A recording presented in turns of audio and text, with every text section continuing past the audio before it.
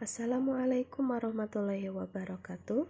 Soli dan Soliha level 2 SDI Al-Abidin Boyolali. Bagaimana kabarnya semua? Semoga kalian semua senantiasa dalam keadaan sehat walafiat.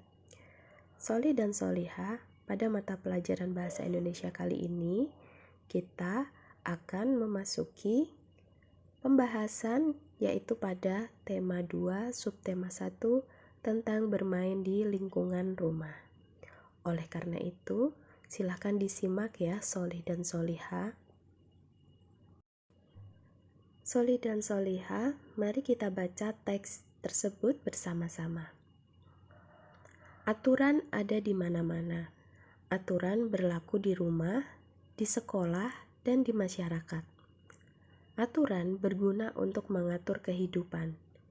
Aturan di rumah wajib ditaati oleh semua anggota keluarga. Aturan dalam bermain juga wajib ditaati oleh semua anggota yang ikut dalam permainan.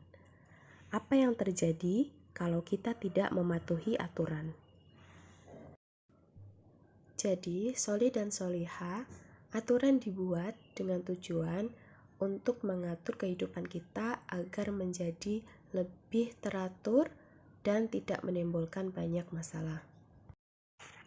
Selanjutnya, mari kita baca bersama teks berikut ini. Teks ini berjudul Bermain di Lingkunganku. Hari Minggu, Beni dan Tiur bermain perahu kertas. Beni belajar membuat perahu. Beni sangat senang sekali. Beni berjanji dengan teman-teman untuk bermain di rumah Udin minggu depan.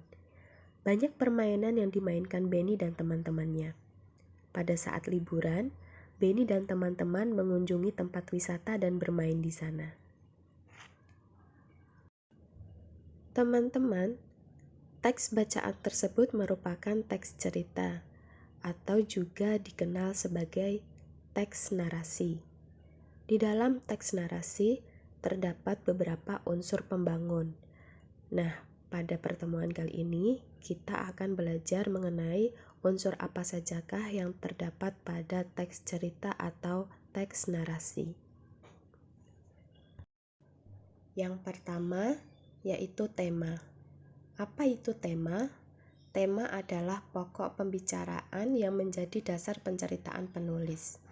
Dan teman-teman bisa mengetahui tema dari suatu cerita melihat dari judul pada cerita tersebut. Seperti pada bacaan yang kita telah baca tadi, berjudul Bermain di Lingkunganku. Dari judul tersebut, kita bisa melihat bahwa tema cerita tersebut adalah tentang bermain.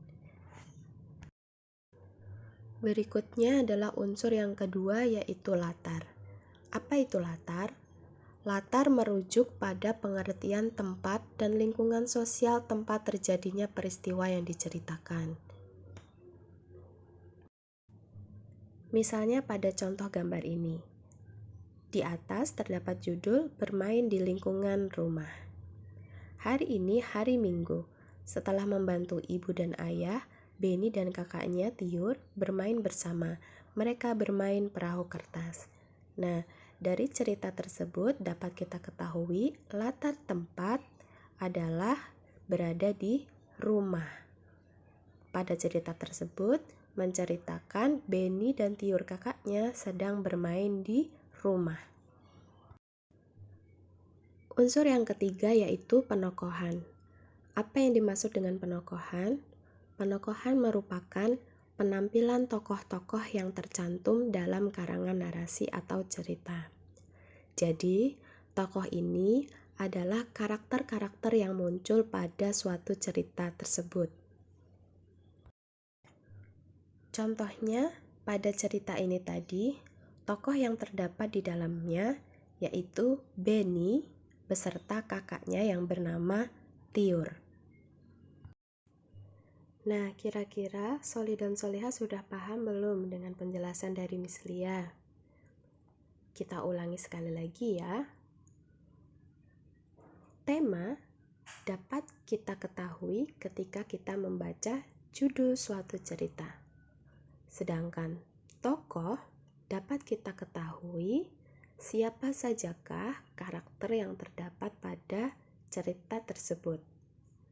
Latar merupakan tempat terjadinya kejadian yang berlangsung di dalam cerita tersebut. Jadi, Sholih dan Sholihah sudah paham ya 3 unsur penting yang terdapat dalam suatu cerita. Yang pertama tadi ada tema, yang kedua ada tokoh, yang ketiga ada latar atau tempat. Sholih dan Sholihah, itu saja yang dapat Miss Lia sampaikan pada kesempatan kali ini. Semoga bermanfaat bagi kalian semua dan sampai jumpa pada pertemuan berikutnya. See you next time. Wassalamualaikum warahmatullahi wabarakatuh.